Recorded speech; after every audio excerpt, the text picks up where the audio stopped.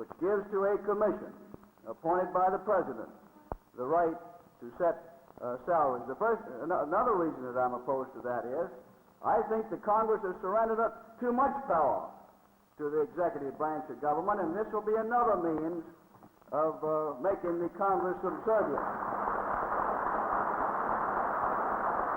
One is the question of riots and the apparent breakdown in law and order. There's been too much of that. 2 years ago,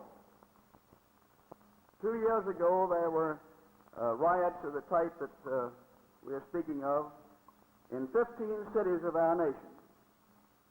This summer, there were similar riots in 115. Well, bad it'll be next year, of course, none of us know. I think it's vitally important that the high officials of our government make it clear that the laws will be enforced without fear and without favoritism. The Congress has reduced by $5 billion the President's spending proposals for this year. I think they couldn't be reduced more than that, and I have voted to reduce them more than that.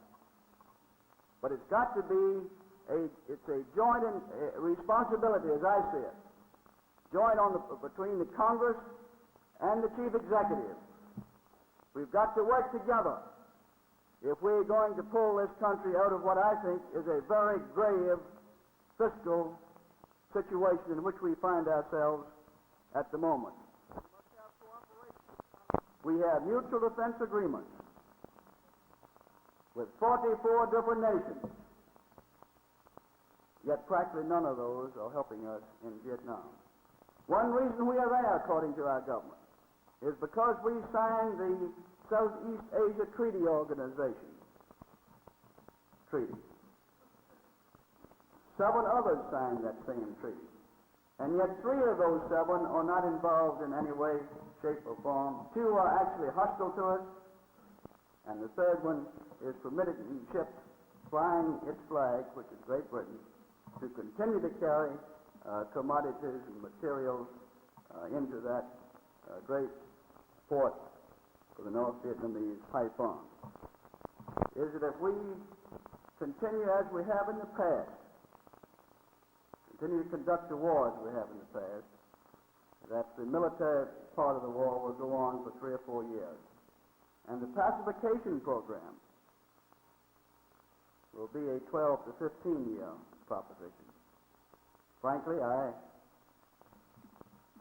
question very much whether a non-Asian nation can bring about a social revolution in an Asian nation. It seems to me that's got to be done by the Vietnamese themselves.